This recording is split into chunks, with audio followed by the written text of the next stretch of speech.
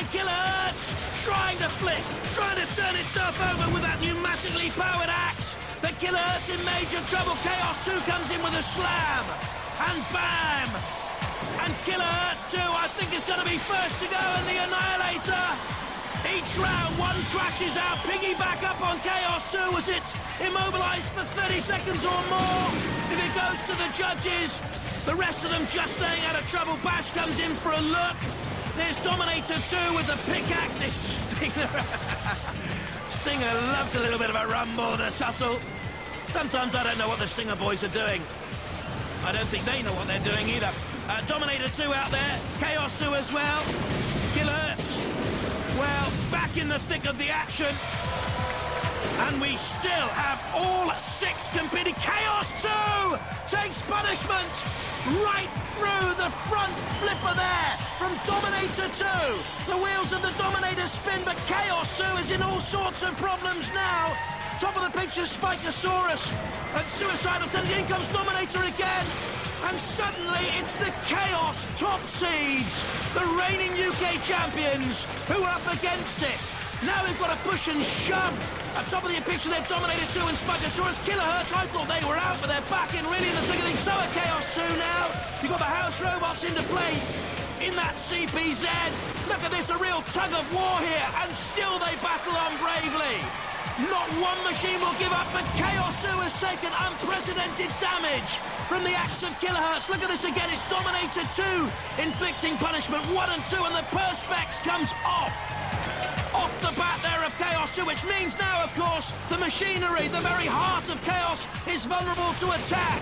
Dominator 2 lifts that Perspex lid up like some grisly scalp trophy. Chaos 2, they're all after the reigning UK champions, it seems. They're ganging up. Get rid of the strongest machine, get rid of the favourite. We'll gang up and we'll see who goes through. Dominator 2 in space, about to come in for an attack, but Chaos 2. George Francis, I don't think he knows what's hit him. You've now got Shunt in there to create more damage. Stinger, the axe comes battering down on Shunt, but it's Chaos 2.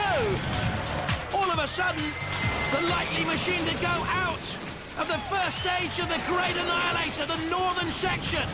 In goes Spikasaurus to try and push Suicidal Tendencies out of the melee, out of the mayhem.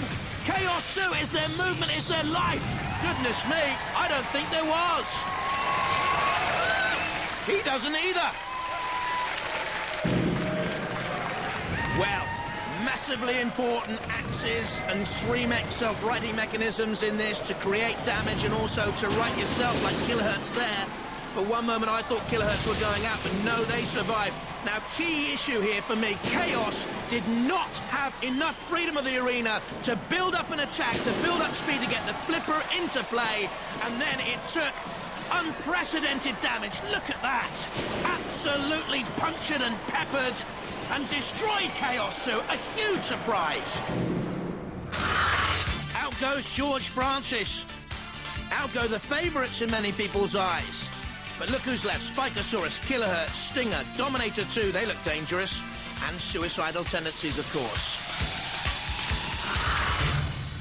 Now that is what I call chaos. Well, that was an Annihilator round, and we got annihilated. Too right you did. We are vulnerable to axes, and we got hit by just about every axe in the house. They just ganged up on you, didn't they? Yes, they did, never mind. I mean, everybody wanted a pop at the reigning champion. Not surprising, really, is it?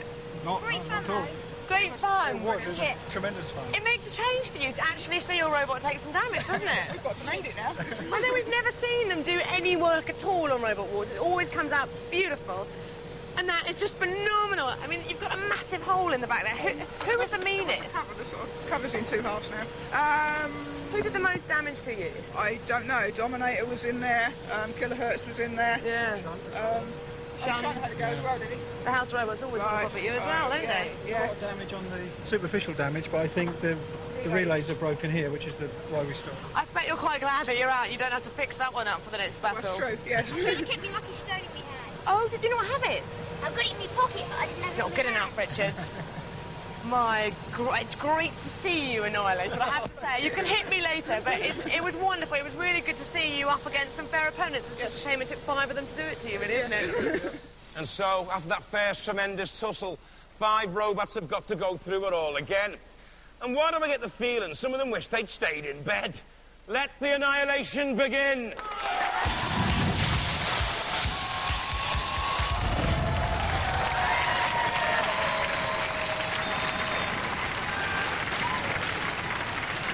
Roboteers, stand by. The famous 5 for our overhead camera, Suicidal Tendencies and Spikasaurus. And then, of course, that mad thing, Stinger. The team again in the same cubbyhole. There's Carl Skinner on the right-hand side, Stuart Pearson. And then Andrew, Jeffrey and Charles Binns with Suicidal Tendencies. There's Dominator 2. Looked good, didn't it? And Killerhurtz, slightly vulnerable, but the axe came into play. A little bit more room in their cubbyhole. Dominator 2 on the right. And John Reed at the controls of Killerhurtz. 2, 1, activate. I wonder if 9-year-old Richard Swan from Chaos 2 has passed on his lucky stone to someone else. Stinger, perhaps. Immediately punished and a little bit lucky to survive, some might say. The drive from Killerhurtz into the CPZ. Stinger now arriving on the scene in the middle of the melee. You've got Spikasaurus to the left-hand side. Dominator 2 again. This time clutching hold of Stinger almost on the axle. Spikasaurus trying to get those 2 front ramming, prodding spikes underneath the opponents. Then there were 5. This is Killerhurtz under pressure from Dominator 2 with a bi-wedge shape. Impressive so far. The axe comes down on Killerhurtz and on the arena floor. There you've got Spikasaurus, game so far, attacking Killerhurtz up by the CPZ, and the others have sent here. The Killerhurtz can again be in trouble. Look at the axe. It's smacked straight down through the split in the, well, see-through shell of Killerhurtz. And you can see all in there now, in grisly detail. Killerhurtz freeing itself with its own axe. Not the first time we've seen that in the Annihilator. It's dogged and determined, to say the least. Spikasaurus' game, isn't it? Unwise to take on the Sergeant in the big game, though. Stinger's axe comes down. They've stayed out of trouble. In fact, we haven't seen a great deal of them. I wonder, if that initial onslaught affected Stinger. We're going to check on the manoeuvrability of it in a minute. Meanwhile, the Sergeant comes in and attacks. Poor old Killerhurtz. Everyone's been after them. Yes, Killerhurtz pins its axe onto the flamethrower of the Sergeant. Look at that, he's been dragged around the arena floor on the shell of the Sergeant. It is actually Dominator 2 gives a little shunt and a bash. But Stinger, do you see there? I think Stinger going around in circles. I wonder if they've lost traction, manoeuvrability in one of those customised motorbike wheels. The flame scorches Killerhurtz shell. Matilda comes in for a little bit of the action. But to me, you can just see the axe, but a little more of Stinger. In comes Dominator 2, Suicidal Tendencies in there as well, with the tracks moving away, so they're all right. We know Dominator 2's okay, because we can see the axe. We know Killerhurtz hanging on for grim death with the Sergeant, and flammable, it would seem, surviving the flame torch pit. Now, Matilda just gives Killerhurtz a little bit of a nudge up and over. Killerhurtz will have to use the big axe to right itself. Now, go on! John Reed! Great design this, great driving up and over, and that could be crucial. Killerhurtz could just have survived right at the end.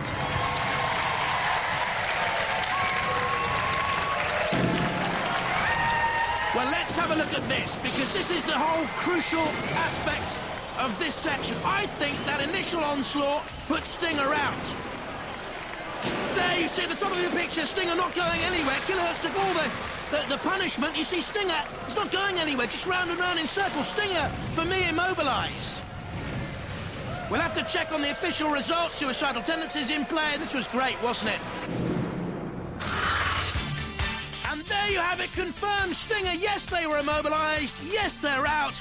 And then there were 4. Spikasaurus, Killerhurtz, Dominator 2, and Suicidal Tendencies. Stinger and the engineers team. Now, your robot basically is 2 robots, isn't it, with a receiver in each of these motors here, which works from the same controller. Yep. Which makes your driving a little twitchy sometimes. So what happens? If one of them goes, basically the robot's messed up, isn't it? Yeah, it got knocked very hard right at the start by Killerhurtz, but that was good, because we were coming back, fighting back.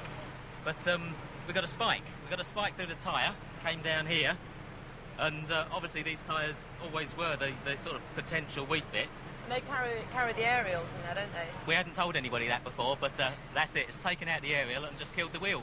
Ah. No other damage at all. No other damage whatsoever. Oh, This whole show, there's been no damage to this machine whatsoever, but a little bit of rubber and a little bit of wire. That's all it goes. It's all about positioning, isn't it? Yeah. You've got to have everything secure, and we thought it would be secure in there. We thought it would. It's under sort of tough rubber, but you know they've been spiked once or twice. We've had to do one tyre change earlier on, but we got away with no aerial problem. Couldn't you have had the aerial inside the wheel? Kills the reception. We've been around all sorts of different aerial systems, and this was the one that worked. Right. And unfortunately, yeah. Until today it worked, yeah. We'll have to come back next year with a different design. It'll be lower tyres, domes right up the top, just leaving an inch of rubber exposed. This whole thing was going to have 10-inch wheels, but we couldn't pack the motors in, so it had 12-inch.